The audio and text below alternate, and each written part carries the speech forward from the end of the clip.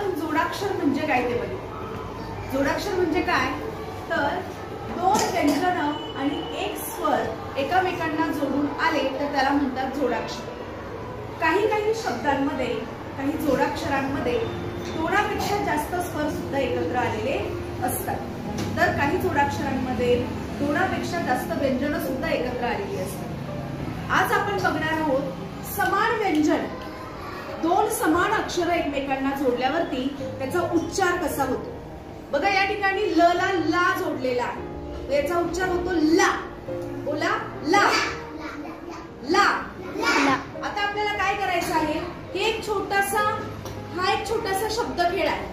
यामध्ये काय सांगितलेलं आहे की गोलातील अक्षराला गोलाबाहेरील अक्षर जोडून शब्द तयार कर. हे गोलातील अक्षर आहे आणि हे गोलाबाहेरील अक्षर आहे, बरोबर आहे. आपण आधी गोलातील अक्षराचं वाचन करूया. गोलातील अक्षर आहे ला आणि आता गोलाबाहेरील अक्षर वाचूया. ह, की, बी, छ, खा, ग, प, स. ठीक आहे.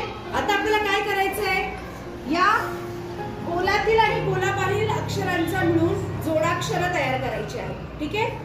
पहिल्यांदा आता आपण गोलाबाहेरील अक्षर घ्यायचंय आणि त्यानंतर गोलातील अक्षर घ्यायचंय.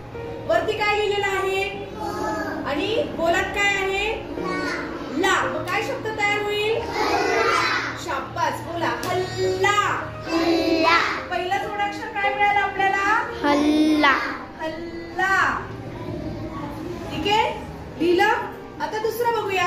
ह च्या बाजूला कुठलं अक्षर आहे, की. किल्ला. बोला किल्ला. किल्ला. अशा प्रकारे आपल्याला या शब्दखेळामध्ये वेगवेगळे जोडाक्षर तयार करायची आहेत. पुढचं जोडाक्षर कोण तयार करतं,